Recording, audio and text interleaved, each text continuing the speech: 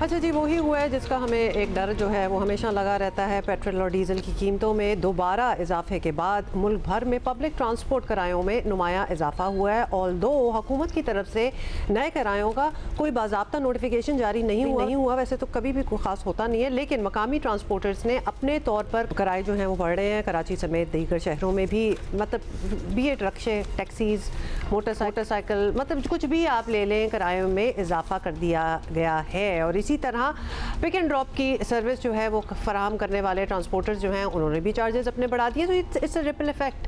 जब इस तरह प्राइसेस ऊपर चली जाती हैं तो फिर हर चीज़ जो है वो महंगी हो जाती है। बड़ा टाइम लगता है प्राइसेस नीचे जाएं तो इन प्राइसेस के नीचे कम आने में बहुत टाइम लगता है, ऊपर बहुत जल्दी चले जाते हैं। ऊपर बहुत जल्दी चले जाते हैं और लोगों का यही शिकवा होता है, एक आम आदमी का ये शिकवा होता है कि जब प्राइसेस कम होती हैं आलमी मंडी में तो जाहिर है कुछ ना कुछ तो कमी आती है, लेकिन उस तरह कमी नहीं आती जिस तरह आम आदमी तवक्को कर रहा होता है, क्योंकि हुकूमत का मौक़िफ़ होता है कि भाई अभी तो पेट्रोल रास्ते में है, आने में और तरसील होने में कभी कुछ वक्त लगेगा, लेकिन जैसे ही आलमी मंडी में तेल की कीमतें बढ़ती हैं तो रातों रात, लिटरली रातों रात कीमतों में इजाफा हो जाता है। और हम अपनी पेट्रोलियम डेवलपमेंट लीवी और दीगर टैक्सेस की बात करें तो हमारे पेट्रोल के ऊपर इसकी शरह तकरीबन बनती है 43% और डीजल के ऊपर बनती है 46%, यानी the total amount that we are paying per litre, इसका तकरीबन निस्फ से थोड़ा कम परसेंटेज इज द टैक्सेस। मतलब अगर आपको निकाल दें इस चीज़ को या बहुत कम कर दें तो कितनी प्राइसेस कम हो जाए, ऐसा है नहीं कुछ अगर गुंजाइश निकाल सके इन हालात में, क्योंकि आम आदमी की कमर टूट गई है। ये मतलब एट अ सर्टन पोजीशन, हर तरह की पोजीशन से ये बात करना निस्बतन आसान होता है कि भाई दुनिया में यही है और ऐसा ही होता है, लेकिन आप किसी मिडिल क्लास आदमी, किसी रिक्शे वाले और किसी गरीब आदमी के प्राइसेस ऊपर जाना, जब पूरी दुनिया में ऊपर जा रही हो, इज़ नॉट द प्रॉब्लम। जो टैक्सेस और लेवीज जो लगते हैं ना हमारे साथ, वो हमारी ही प्रॉब्लम है, that is specific to us. Khurram Shahzad हमारे साथ हैं, मुशीर वज़ीर ख़जाना हैं। खुरम, ये बताइएगा कि पहले तो पेट्रोलियम मसनूआत की कीमतों में इजाफे की बुनियादी वजह बता दें। आलमी हालात की वजह से ऐसा हो रहा है या फिर एक बार फिर हुकूमत लेवीज और टैक्सेस बढ़ाकर कमाई बढ़ा रही है? सॉरी, पब्लिक तो यही सोचेगी, तो आप बताएं क्या हुआ है? जी, बिस्मिल्लाहिर्रहमानिर्रहीम, बहुत शुक्रिया मुझे प्रोग्राम में लेने के लिए। देखें, ये आप सुबह से प्रोग्राम में डिस्कस कर ही रहे हैं, ईरान का और यूएस का मामला डिस्कस कर रहे हैं, और आप क्रिटिकल्स भी ये बता रहे हैं कि किस तरह से दोबारा से हमले शुरू हुए हुए हैं, और ये जो स्ट्रेट ऑफ हॉर्मुज़ ये रास्ता है इसे दोबारा बंद करने की बात हो रही है। तो ऑब्वियसली देखें उसकी वजह से ऑयल प्राइसेस में उतार चढ़ाव रहता है, और दोबारा जो है वो चढ़ाव आया है। इनफैक्ट अगर आप पिछले 2 वीक्स की बात करें तो आपको पता है कि छोटे छोटे एक्सचेंज ऑफ फायर्स हुए, उसके बाद अब बढ़ गए, जिसकी वजह से अब ये खतरा लाक है कि ये स्ट्रेट ऑफ हॉर्मुज़ दोबारा बंद हो गया, क्योंकि ईरान तो कल से कह रहा है कि जी हमने ये इसका चार्ज संभाल लिया और इसको बंद कर देंगे, और यह बंद कर दिया है इनफैक्ट अभी जो खबरें आ रही हैं। तो अगर ये हो जाता है तो नेचुरली ऑयल की कीमतें मजीद ऊपर जा सकती हैं। और देखें ऑयल जो है कितना वोलेटाइल रहा है 4 महीनों में, इसकी वजह से पेट्रोल और डीजल की इंटरनेशनल प्राइसेस भी बहुत ज़्यादा वोलेटाइल रही हैं। तो इसकी यही एक बड़ी वजह है ना ऑयल प्राइसेस बढ़ने की, और लोकली कीमतें भी जो है जो अभी ऊपर गई हैं। मैं आपको थोड़ा सा एक बैकग्राउंड देता हूँ। आप देखें जो हाईएस्ट प्राइस थी पाकिस्तान में पेट्रोल और डीजल की आई थिंक कोई 520-521 रुपये के करीब गई थी, और जो पेट्रोल की थी 457-58 रुपये के करीब गई थी। तो वहाँ से डीजल की कीमत में कमी जो की गई 211 रुपये की गई, जो कि 41% बनता है। और इसी तरह से पेट्रोल में जो कमी की गई थी वो तकरीबन कोई 161 रुपये के करीब की गई थी, और 297 पे आ गया था, ये कोई 35% बनता है। और डीजल 309 रुपये पे आ गया था। ये लास्ट 4 वीक्स में हुआ है डिक्लाइन जो आया है, जो कमी की गई है, उसके साथ ट्रांसपोर्ट के किरायों में सब में कमी की गई, आपने भी देखा। और इससे पहले प्राइम मिनिस्टर और जो प्रोविंशियल मिनिस्टर से सबने मिल के जो है एक सपोर्ट प्रोग्राम भी दिया था। तो ऑब्वियसली मैनेज किया है समहाउ इसको, और जहाँ तक जो है विद इन रोज रिसोर्सेज दिया जा सकता था सपोर्ट वो दी गई है। लेकिन अभी यहाँ से ये बड़ा सेंसिटिव मामला है कि यहाँ पे MOU जो है बरकरार रहे, और मैं ये समझता हूँ कि आगे जाते हुए इंशाल्लाह ये बात दोबारा शुरू हो जाएगी। और ये मुझे नहीं लगता कि जंग किसी के हक में है दोबारा से, और इसको शुरू करना किसी के हक में। लेकिन देखें आहिस्ता आहिस्ता चीज़ें सेटल डाउन होती है, अचानक से नहीं होती, लेकिन उसका इम्पैक्ट लोकल प्राइसेस पे आता है। लेकिन मैं ये कहना चाह रहा हूँ कि पिछले 4 हफ्ते में प्राइसेस में कमी की गई है। एक हफ्ते में अगर बढ़ाई गई है तो उसकी बड़ी वजह जो है ऑयल की कीमतों में इजाफा इंटरनेशनल मार्केट में, जिसकी वजह से एक इम्पैक्ट। अच्छा, यही तो खुरम साहब लोगों का सवाल आता है कि जब कमी होती है तो फिर कमी होने में वक्त लगता है, लेकिन जब ऑयल प्राइसेस इंटरनेशनल मार्केट में बढ़ती हैं तो रातों रात उसमें इजाफा कर दिया जाता है। At the same time sir, हमारा ऑलमोस्ट इस वक्त अगर डीजल की पर लीटर प्राइस में टैक्सेस और लेवी वगैरह डाल के देख लें तो 102 रुपये बन रहे हैं। पेट्रोल में ऑलमोस्ट 93.84 94 रुपये बन रहे हैं। ये सिर्फ टैक्सेस और लेवीज हैं, मतलब 43 एंड 46% रिस्पेक्टिवली बनता है। इन हालात में जहां आपको पता है कि क्या हालात हैं, अवाम की बस हो गई है, सो किस तरह को रिलीफ का रास्ता निकाला जा सकता है? क्या ट्रांसपेरेंसी बढ़ाई जा सकती है? फिर गवर्नमेंट हमें कहती है कि भाई हम जीएसटी तो ले नहीं रहे, अगर हम लेवी वगैरह भी लें या फिर अगर हम प्राइसिंग को थोड़ा ट्रांसपेरेंट बना दें और कस्टम ड्यूटी को बेस प्राइस में इंक्लूड करें तो कुछ बेहतरी आ सकती है, कोई गुंजाइश निकल सकती है। नहीं, देखें, आप दो बातें कर रहे हैं। एक, आपने ये कहा कि जी रातों रात बढ़ा दी जाती है, ऐसा बिल्कुल नहीं है। प्लीज आप जरा सा फैक्ट्स देखें। हर जुम्मे को जो है चेंज होता है और जुम्मे से पहले कोई इंक्रीज नहीं आता, आपने देखा होगा। बल्कि इनफैक्ट 3-4 वीक्स का जायजा लें तो प्राइम मिनिस्टर ने तो मेरे ख्याल में आगे बढ़ के जो है वो जुम्मे से पहले जो है प्राइसेस कम किए हैं। एक मतलब ऐसे भी हुआ कि प्राइम मिनिस्टर साहब शायद कतर में थे और एकदम से ये खबर आई कि हरमुज जो है खोल रहे हैं ईरान, तो उसके बाद फौरन से कीमतों को जो पास ऑन किया गया। हालांकि ये हमेशा जो एक हफ्ते का जो है वो पैटर्न है, आपने देखा होगा, और हर हफ्ते हर जुम्मे को जो है वो ये चेंज होती हैं। तो एक तो मैं आपको ये just putting the facts straight.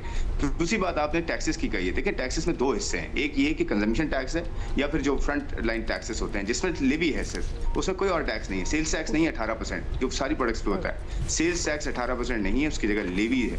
और लेवी भी अगर परसेंटेज में देखें, आप देखें 2 चीज़ों को मिक्स कर रहे हैं। आप इम्पोर्ट टैक्सेस को भी मिला रहे हैं, आप जो है वो फ्रंट टैक्सेस को मिला रहे हैं। तो देखें, जो 24% है या 23% है, 24 रुपए 20 रुपए, वो इम्पोर्ट टैक्सेस होते हैं। इम्पोर्ट टैक्सेस सारी प्रोडक्ट्स पे लगते हैं, उसकी अपनी एक फिलॉसफी होती है। उसका ये मतलब नहीं है कि इम्पोर्ट टैक्सेस को आप छेड़ते रहें और जो है वो कंजम्पशन टैक्सेस को छेड़ते रहें, हर वक्त प्राइसेस को चेंज करते रहें। ये बिल्कुल मैं कहना चाहता हूँ कि प्राइसेस को जहाँ पे रिलीफ दिया जा सकेगा और दिया गया है भी पिछले 4 महीने में, वहाँ पे बिल्कुल आप देखिए प्राइम मिनिस्टर तो हमेशा इस जो है सर ये लेवी इतनी थी तो नहीं ना, ये बढ़ते यहाँ पे, क्योंकि हमें टैक्स खसारा अपना कम करना है।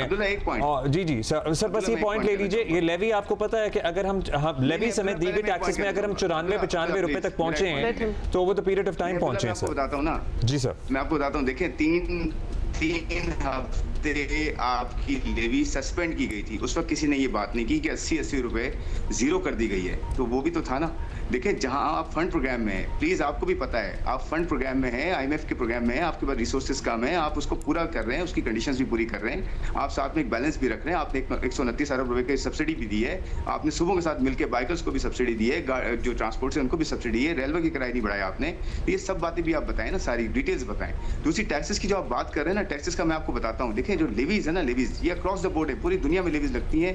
ये जो फ्यूल्स होते हैं ना, पेट्रोल डीजल, ये सारे ये एनवायरमेंटल इशू जो है क्रिएट करते हैं, ये माहौलियाती आलूदगी क्रिएट करते हैं, इसलिए इन पे लेवीज लगाई जाती हैं, इसलिए इन पे टैक्सेस का जो है वो इंक्लाक होता है। दूसरी बात मैं ये कहना चाह रहा हूँ, जो इम्पोर्ट टैक्सेस की आपने बात की है ना, उसके अंदर देखें सिर्फ इम्पोर्ट टैक्सेस नहीं है और सिर्फ ऑयल प्राइस नहीं होती है, इसके दरमियान लाने की जो लागत होती है ना, इंश्योरेंस होती है, ट्रांसपोर्ट होती है, वो सब चीज़ें भी होती हैं, तो वो भी चेंज हो जाती हैं। मिसाल के तौर पर अगर ऑयल 70 से 76 हो गया है ना, तो इसका मतलब ये नहीं कि सिर्फ $6 बढ़ गए, उसके प्रीमियम्स भी बढ़ जाते हैं, उसकी इंश्योरेंस भी बढ़ जाती है, उसकी जो है रिस्क बढ़ जाते हैं, तो ओवरऑल प्राइस में चेंज आता है। इस तरह डिक्लाइन भी होता है। तो देखिए, कहने का मतलब ये है कि इसका लार्जली इम्पैक्ट रीजनल ही है, लेकिन गवर्नमेंट ऑफ पाकिस्तान हमेशा, और ये देखिए कोई भी गवर्नमेंट वही कोशिश करती है कि काम आदमी पे इम्पैक्ट कम से कम आए। लेकिन आपकी बात एक मैं बिल्कुल एग्री करूंगा कि कीमतें ऊपर जाती हैं मार्केट में, ट्रांसपोर्ट की और अशिया खुदनोश की, ये आती नीचे बहुत जो है आहिस्ता है, ये इतना आसान नहीं होता। लेकिन हमारी कोशिश ये है, और मैं हमेशा कहूँगा गवर्नमेंट का ये रोल है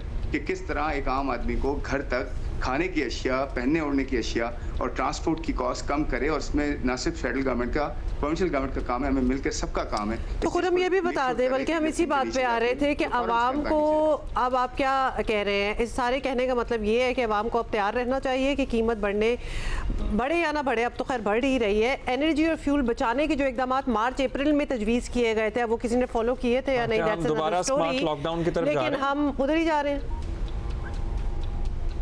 नहीं देखिए, मुझे तो ये वो मसला बहुत गंभीर था, आपको पता है वो बहुत ज़्यादा एक्सट्रीम था।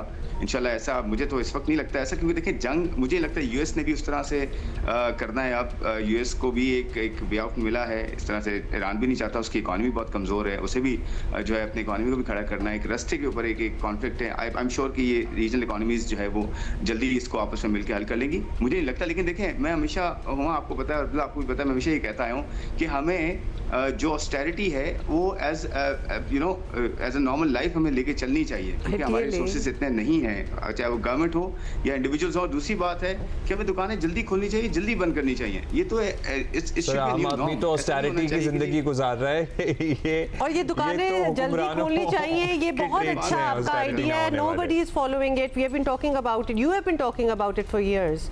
हमारा वो डिसिप्लिन नहीं है, हम वो लोग ही नहीं है, और हमारा एनवायरनमेंट भी चेंज है। By the way we also need to take into consideration Khurram साहब कि हम कोई ठंडा मुल्क नहीं है, हम एक बहुत गर्म मुल्क हैं as compared to the rest of the world, जहां पे दिन के टाइम या दोपहर के टाइम खरीदार नहीं आता। नहीं तो ऑल द मोर रीजंस कि सुबह जरा जल्दी करके बीच में एक बहुत बड़ा टाइम बन जाओ ना, दोपहर को बंद कर दो थोड़ी देर के लिए और जरा जल्दी खोलो दुकानें। खैर दैट्स एन आइडिया। ठीक है जी, आपकी बात ठीक है, लेकिन मैं इससे भी ये कहना चाहता हूँ कि देखें जो मार्केट्स हैं, जो इकोनॉमी को टाइम पे खोलना, टाइम पे बंद करना, और ये सूरज से फ़ायदा उठाना। अगर सूरज जल्दी निकल रहा है गर्मियों में तो आप 1 घंटा जो हम पहले करते थे भी, और उसका जो है कि एक असर भी होता था, आई थिंक उसको हमें फॉलो करना चाहिए। और देखें अपने एंड पे हमें कंजम्पशन को जो है थोड़ा सा कंट्रोल करना चाहिए। अगर हम देखते हैं कहीं बिजली बहुत ज़्यादा खर्च हो रही है, कहीं फ्यूल हम बचा सकते हैं, देखें हमारी हम एज अ कॉम जो है हम सबकी जिम्मेदारी ये है कि हम अपने आप को भी जो है डिसिप्लिन करें। गवर्नमेंट अपना काम करती रहे, वो जहाँ नहीं करती उसे बिल्कुल क्रिटिसाइज करना चाहिए, उसे बिल्कुल बताना चाहिए कि जी ये गलत हो रहा है, ये ठीक हो रहा है, आप कर रहे हैं। लेकिन अपने एंड पे भी हम खुर्रम साहब, वो जो ऑस्टेरिटी मेजर्स लिए गए थे गवर्नमेंट की सतह पे, गाड़ियों के इस्तेमाल में कमी आई थी, जो पेट्रोल अलाउंसेस थे उसमें कुछ कमी आई थी, फिर जाहिर है दोबारा अब हालात नॉर्मल हो गए, अब दोबारा हालात ख़राब हो रहे हैं, तो आप लोगों की अपनी पॉलिसी के सतह पे है, दोबारा ऑस्टेरिटी मेजर्स की तरफ जाएंगे, चले गए हैं, अभी सोच रहे हैं? देखें अच्छी बात यह है, बहुत अच्छा सवाल किया अब्दुल्ला, आपने बहुत अच्छा सवाल किया। देखें अच्छी बात यह है कि हम एक मॉडल रन कर चुके हैं, और हमारी एक फाइनेंस मिनिस्टर के लेवल पे भी और प्राइम मिनिस्टर के लेवल पे एक नेशनल कोऑर्डिनेशन काउंसिल बनी भी है ऑलरेडी, और वो अपना काम कर रही है, और स्ट्रेटेजिक रिजर्व बनाने पे भी काम शुरू हुआ हुआ है ऑलरेडी, और इसी तरह से फंड भी जो है क्रिएट करने पे काम हुआ हुआ है। तो ये सारे काम ना, अच्छी बात ये कि हम पहले कर चुके हैं, इंप्लीमेंट कर चुके हैं, सब्सिडीज भी जहाँ से दे सकते थे वहाँ दे चुके हैं। तो वो एक मॉडल जब पूरा, जैसे कोविड का मॉडल एक हमारे पास टेम्पलेट मौजूद था, उसकी बेसिस पे जो है इसको भी रन किया गया, अब ये मॉडल भी हमारे पास आ गया। तो आई थिंक हम इतना ज़्यादा इंशाल्लाह मुझे लगता है कि इंप्लीमेंट जल्दी कर सकेंगे, और इतने इम्पैक्ट्स नहीं होंगे जितना फर्स्ट राउंड इम्पैक्ट्स हम पहले देख चुके हैं। तो आई एम श्योर कि हमारे पास वो मॉडल ज़रूर हैं, हमारे पास वो सारा सिस्टम ज़रूर आ गए हैं, लेकिन फिर मैं ये कहूँगा कि हमें एज अ कॉम ये सबको मिल के हमें करना है। जब ये जिस तरह की हमने पहले किया 3 महीनों में, इस तरह सबने मिल के जो है कैपेसिटी जो है क्रिएट करनी इस तरह की, जहाँ पे हम इसको हैंडल कर सकें। तैयार रहें हम मुश्किल हालात के लिए। ये जंग की मैं बात कर रहा हूँ कि अगर बहुत ज़्यादा इम्पैक्ट आता है, ऑयल गैस की फिर ऊपर जाती है, तो उसके लिए हम तैयार हैं,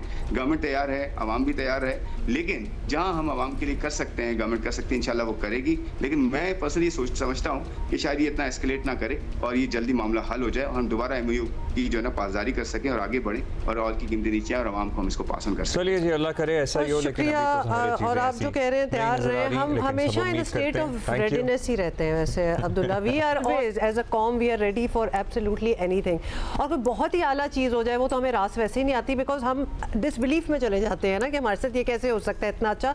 सो we are always ready, but that's not always fair दो।